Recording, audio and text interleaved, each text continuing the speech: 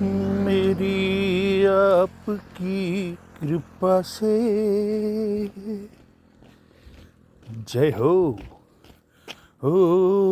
मेरी आपकी कृपा से सब काम हो रहे हैं। जय हो मेरी आपकी कृपा से सब काम हो रहे हैं। आपकी कृपा से सब काम हो रहे हैं।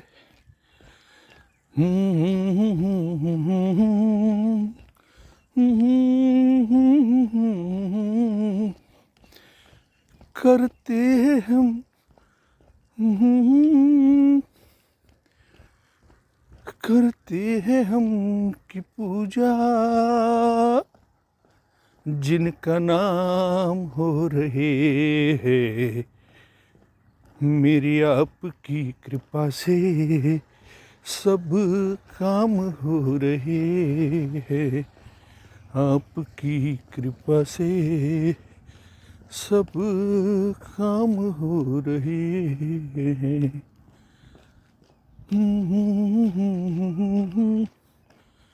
ला ला ला ला ला ला।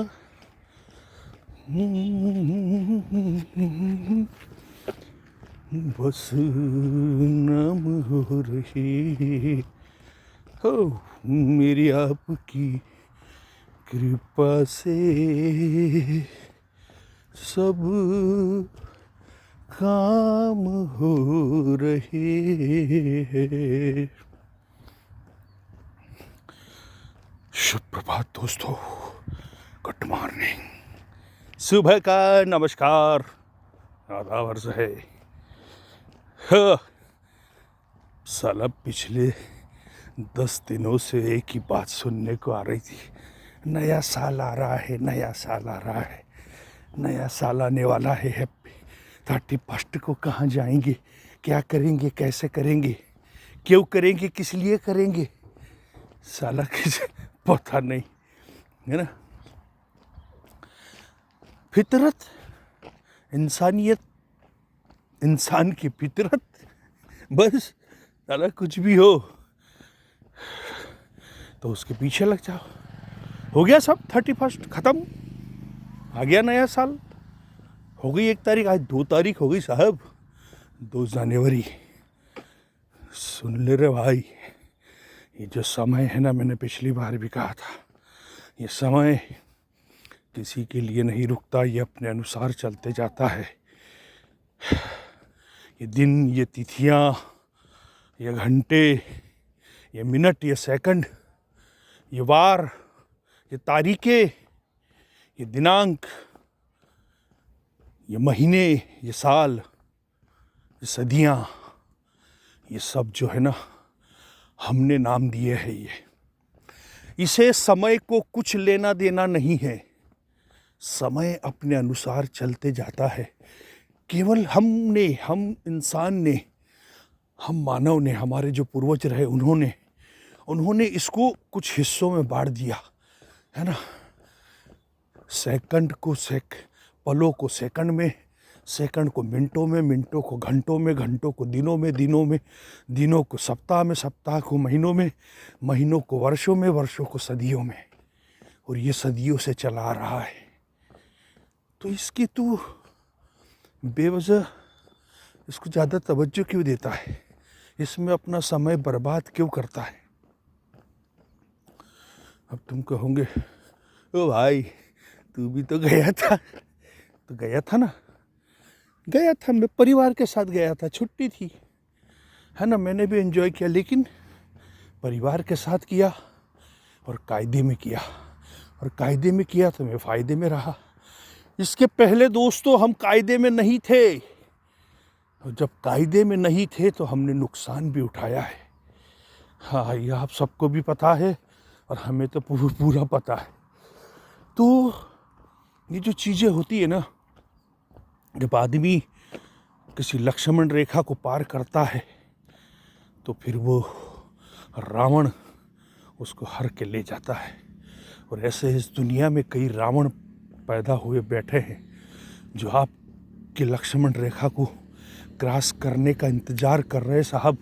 और जिस दिन आपने उस रेखा को पार किया, निश्चित ही वो आपको हर के ले जाएगा, चाहे फिर वो किसी भी क्षेत्र में क्यों ना हो। हर क्षेत्र में अपनी अपनी एक लक्ष्मण रेखा है, हर क्षेत्र में अपनी अपनी एक सीमा है।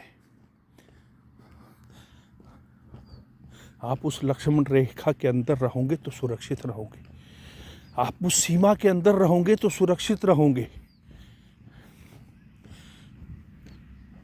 क्यों क्यों रावण को मौका देते हो, है ना? क्यों फिर से और धर्म युद्ध की ओर तुम दुनिया को, संसार को ले जाना चाहते हो? क्यों? अरे इतना बड़ा अध्यात्म है साहब हमारा, इतना बड़ा कल्चर है, इतनी बड़ी संस्कृति है जो हमें विरासत में मिली है। हम उसे सुनना, उसको मनन करना, उसका पालन करना हम क्यों नहीं चाहते?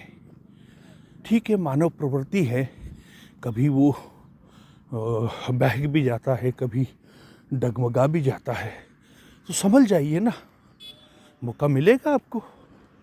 ठोकर लगेगी तो ठाकुर बन जाइए, है ना?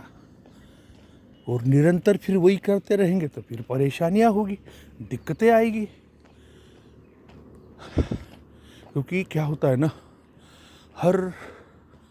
हर किसी पहलू का, हर किसी बात का एक वक्त होता है और इंसान ने उस वक्त की नज़ाकत को समझ लेना चाहिए और उसके अनुसार ढल जाना चाहिए, तो वो सही मायने में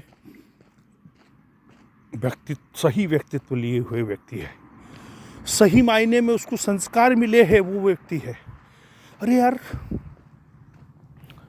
आप साला जो है, आपके पास तो मोबाइल है ना, एक जादू का पिटारा है ये साहब, ये इसको आप जो है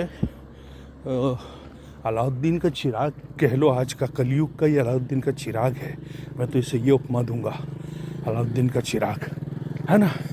जैसे पहले आप कहते थे ना कि साहब वो साला ऐसा हो सकता है क्या कि वो चिराग को बोलता था, ए चिराग मुझे ये चाहिए, तो विदिन सेकंड, विदिन मिनट उसको मिल जाता था। हे मुझे, उसकी जो इच्छा होती थी वो पूर्ण हो जाती थी। तो हम सोचते ऐसा, अरे तो हुआ है ना भाई, अभी तो तेरे हाथ में है, बोल उसको, तू तेरे मोबाइल को, तेरे को क्या चाहिए, तेरी क्या इच्छा है? तेरे वैचारिक जो समस्याएं हैं, तेरे आध्यात्म की जो समस्याएं, तेरे जो ज्ञान के चर को जो चक्षु खोलना है, उसके लिए तो तैयार बैठा है। बोल तो उसको कि मुझे ये चाहिए, मुझे ये जानकारी चाहिए, मुझे फला चाहिए। अब तो उसको बोलेगा कि मुझे लड्डू चाहिए तो वो भी मिल जाएंगे, तेरे को ऑर्डर करना पड़ेंगे, है ना? तो घर बैठे तेरे को आ जाएगा देने के लिए भी। तो ये सब बातें साहब हम क्यों भटक रहे हैं, मुझे समझ में नहीं आ रहा है। ठीक है यार, भटकाव एक समय तक हो गया।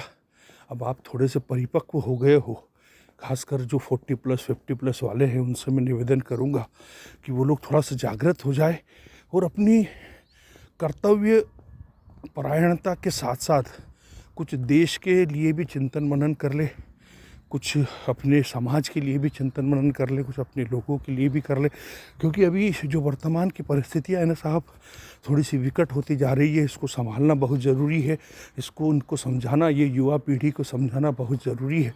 नहीं तो यदि एक बार भटकाव की ओर चले गए तो फिर इन्हें संभालना बहुत मुश्किल होगा। वो कहते हैं ना कि लोहा जब तक गर्म हो, उसको जैसा ढालना हो ढाल लीजिए, वो ढल जाएगा। उसके बाद में तुम्हारे दादा की भी औकात नहीं है उसको ढालने की। है कि नहीं? सही बात। तो वही वाली बात है। इसके पहले मैंने एक वीडियो शेयर किया है आपको गुरुजी का, आप उस वीडियो को ज़रूर सुने। मेरा वीडियो भले ना सुने, कोई दिक्कत नहीं मुझे, और मैं ये अपेक्षा से डालता भी नहीं हूँ। मेरे तो जो अपने विचार है, अपने उद्गार है, मैं प्रकट कर देता हूँ। मानना नहीं मानना उस इंसान की फितरत पर है, मुझे कोई दिक्कत नहीं। मैं उन लफड़ों में नहीं पड़ना चाहता कि मुझे इतने लाइक मिलना चाहिए, मुझे उतने ये होना चाहिए, कोई ज़रूरी नहीं है। मैंने यदि 2 व्यक्तियों को भी जगा दिया ना साहब, तो मेरे लिए वही काफ़ी है। तो उस गुरुजी के प्रवचन को भी आप सुने, जो आध्यात्मिक विचार है, जो आध्यात्मिक उद्बोधन है उनका, जो उन्होंने जो अपने संघ के जो प्रमुख आए थे भागवत जी, उनके सामने दिया। बहुत ही बेहतरीन लगा मुझे, और उनके विचार सुनकर तो मेरे रोंगटे खड़े हो गए कि ये सत्यता है और ये कटुता है, इसको हमें मानना चाहिए और इसका प्रचार प्रसार हमको करना चाहिए। ये हमारा मानव धर्म है। इसी आशा के साथ आप सभी का दिन शुभ हो। Thank you very much.